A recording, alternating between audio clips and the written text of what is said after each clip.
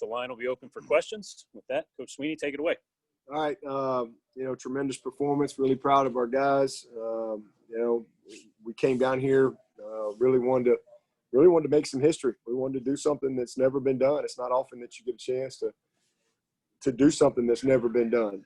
And especially at a place that's had a lot of success and played 100-something years of football. So this goes to show you how this rivalry's been. I've been in that locker room many times with some hurt feelings. So to win down here 3 in a row, that's a great accomplishment and something we're really proud of. And just love the mindset of our team. I love the mindset, the focus, the maturity. Coming off a win like we had last week, to get back to work, back-to-back really late nights the past 2 weekends, and then to have an early game this week on the road. I just like the leadership and, again, the readiness of our team this week. And, we got better today. Great teams show up ready, and great teams get better. And I thought we grew up last week, and I thought we got better this week, and that was the objective. Defensively, another great performance. I mean, they were 2 of 14 on third down and really just dominant. Put our defense in a bind a couple times, but they didn't flinch. They went and got the turnovers back. We ended up plus in the margin. Had 3 takeaways, and they were 0 for 3 on fourth down. So really proud of that. Coming into the game, they'd only given up 2 sacks in 4 games, so we had 5 sacks. So just really proud of our D. So many guys continuing to play well. Got a lot of new guys in the second half that played well. And special teams, our field goal protection, got that back where it needed to be. Our Spires did an awesome job punting the ball. So did Aiden when he got in there. Jack Maddox getting down the field. Punt return, we did a nice job there, handling the ball against a good punter. But offensively, just tremendous. I mean, just absolutely tremendous. 500 yards passing, that's the second most in the history of our school. Trevor, career high, 400-something yards passing and 5 touchdowns. And ETN, all-time scoring leader. Amari, a career day. Cornell, a couple big plays. And 7 passing touchdowns is a school record for us. So there was a lot of great things in the game. Love how the guys responded. Our 2 best players made mistakes early. Travis put the ball on the ground, an interception with Trevor. I think Trevor comes back and goes like 14 or 15 or something right after that. And ETN comes back and makes plays. And I I love that mentality, and it's such a great example to the rest of your team on how you handle it and the mental toughness that you have in those moments. So huge win for us. Big win on the road, and appreciate our fans that were here. A couple guys got banged up. We had to take Tyson out. Had a little small broken bone in his left hand, so we took him out. And Hunter Helms, a walk-on quarterback, gets in there, and he continues to play well. So again, probably my favorite part of the game, and that's what I challenged our guys at halftime, because that's where we really needed to grow the most. Is the depth of our team continuing to play well. They're in the same meetings, they're at the same practice, standard doesn't change. And to see all of our backups go out there and continue to play well and execute defensively, offensively, special teams. Aiden gets in there, he pins one deep. Tyler Brown, our backup snapper, gets in there. So it's just really good to see the guys continue to play well as we subbed. And we played everybody. The only guy that didn't play was DJ Uiagalelei, and he was available, but we were going to try not to play him because he was still a little sore. So we didn't want to play him unless we just had to. And so that's going to be a blessing for him, getting back going. Practiced all week, but just limited. And so Tyson had a great opportunity today, did some good things. Disappointed that he wasn't able to finish, but a great opportunity for Helms, and even got Spires in there to get some emergency work done. So great win. And happy to be 5-0, and look forward to being back in the Valley next week. Line's open for questions. If you can, please identify yourself and your outlet prior to asking a question. Hey, Coach, it's Trevor Gross from CUTigers.com here. Obviously, incredible offensive performance. What can you say about the defense today? Outside of what looked like a busted coverage on that long touchdown, they were nearly perfect with just 3 and out after 3 and out, even after the 3 turnovers in the first half. Yeah, the first third down, we should have been in a cloud coverage with our corner there, and he locked on to the receiver, and we really were in a quarter half. He should have been in the flat, and we probably sack him. So that was their first, big little conversion there. And then they double moved Mario, and just not good technique there.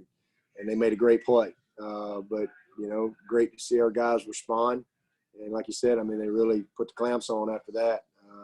We're 2 of 14 on third down. They only had 7 first downs the whole game. So we were dominant up front. Again, got pressure on the quarterback. He's a good athlete. I tell you, that running back's a good little player. He's a freshman. He's going to be really good for him, 21. But I love the fact that we got 5 sacks. They've given up 2 in 4 games. So they've done a nice job of getting rid of the ball, nice job of protecting. And, for us to get that type of pressure and kind of continue our growth defensively was good to see. Great to see Nolan. What a big play by Nolan. You see his explosiveness when he hit that sideline. 2 big fumble recoveries, and then the stop on downs was awesome. Those are like turnovers. So just a dominant performance, and guys taking a lot of pride in their preparation throughout the week. Saturday success comes from Monday through Friday prep, and our guys are putting the work in, and it's good to see them get the results. Dabo, with the state, what did you think of the way E.J. Williams and Ajou Ajou both played? A couple true freshmen making plays for you guys today. Yeah, EJ is I kind of told him this week that I really felt like we got the cake out of the oven. Cake's baked. I asked him what his favorite icing is, because that's really all we're doing with him, is just kind of putting the icing on. Ajou's still baking a little bit, but I turned the heat down. He's got a little more baking to do, but you saw what he can do. I mean, he just has so much to learn. But I mean, he is going to be a special player, and it was really cool that he was able to. I mean, it was just a simple little screen, and he just turned it into a spectacular. He looked like a big old granddaddy long leg running down the field. I mean, it was spectacular play, as was his catch. So it's unfortunate that they barely ruled him out. So pretty cool to see him come back and fight and get a touchdown. But EJ, you see us getting him in there early, and you'll continue to see that. He's a kid that, like I said, that cake is baked. I mean, it's just putting a little icing on him now. He's a very talented freshman, and got a bright future. So he's a shot in the arm for Speck. Speck, he's explosive. He's great with the ball in his hands. He had a really nice play today, and then Cornell was a spark for us. He had a huge play down the side, and I've been telling him he was going to get some of those opportunities, and good to see him finish a big touchdown catch. So I just thought we grew up a little bit, and I thought Frank came back. Again, he had another just routine play that he didn't finish on, and he's certainly disappointed in that. But to see him bounce back and go out and finish on some third downs was good to see. So we're coming. Ngata got a few snaps, but we still, once the game kind of got under control, just kept him out. All of our tight ends got a chance to touch the ball. And those backs, really impressed with our backs, and seeing the backup offensive line. We got Trotter and Parks in there early. It was good to get that. Was something I wanted to do, again, as we continue to build some depth in that OL. Dabo, what was the message at halftime when you're leading 52-7? What do you say to your players to keep them focused? And I mean, I know you want to get the young guys out there and give them shot, but what do you say to them to keep them focused and energized in a game that's already in the bag? Well, my challenge to them was, listen, this is where our team needs to grow up, because we've been in a couple of situations where I felt like the game was in hand at halftime, and we played all of our guys, and we didn't play well. We didn't play well at Wake Forest. We didn't play well when we subbed some guys against the Citadel. Those guys continuing to play to the standard that we talk about. That was my challenge, is, hey, you're at the same practices, you're in the same meetings, you want to play, go play and prove that we can depend on you, and let's get better. This is where our team needs to grow. And you saw that those guys since the Wake Forest game have really improved, and the game's starting to slow down for some of them. And so just really proud of how they continue to play well. Same thing defensively. I mean, we played everybody, and guys continue to do their job and do it with great enthusiasm and effort. Yeah, well, this is Matt again. With DJ, is it a sore throwing shoulder that he's dealing with? Or can you? I'm not going to get into specifics of anything other than he just was sore. He got beat up a little bit in the game last week, and we just wanted to hold him. And then with Tyson, do you know if he'll miss any time with his hand? I don't. I mean, it's his left hand, so I just know he's got a little break in there. So I know I think if he was any other position, he would be able to play. But I don't know as a quarterback, what type of casting he would have to have on. Would he be able to grip the ball like he needs to? I don't know.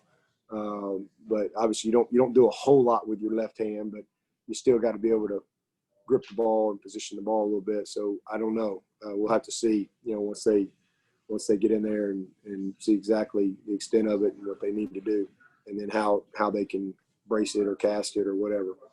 So we'll see. Hey, Dabo, it's Josh from the Post and Courier. What do you think of Nyles' dad's moves on that touchdown celebration? I didn't think much about it at all. I was happy for him. I told him to act like he's been there before, which he reminded me he's not been there before. So we'll work on that moving forward.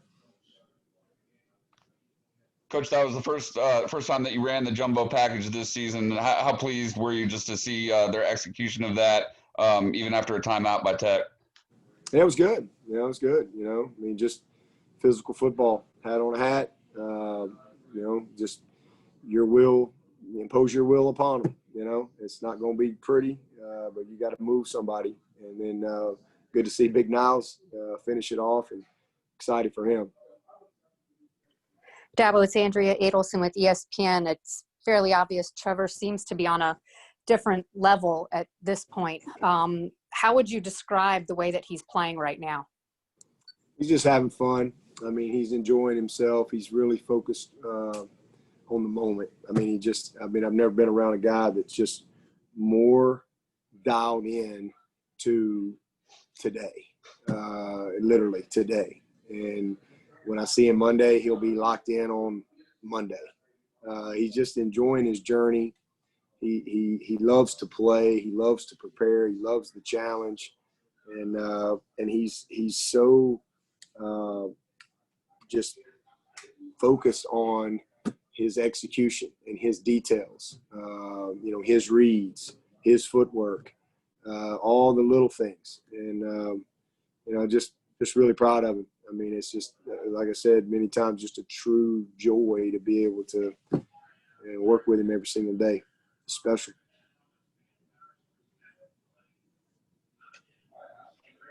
Coach, it's Trevor again. You had just the one field goal attempt. I think you were 7 for 8 in the red zone with 7 touchdowns and a field goal. But was there a sense of relief just seeing BT get that one off after the 3 blocks last week? Yeah, I mean, I wasn't worried about BT. I wasn't even paying attention to BT. I was focused on the protection. Right. Last week didn't have nothing to do with BT. It was 1,000% on our technique and our fundamentals, and we spent all week getting back to the basics on that, and made a couple personnel moves as well, and those guys did a really nice job for us. Hey, Dabo, it's Josh again. With Ngata, what was the idea that he would maybe get more playing time if things were a little bit closer today? Yes.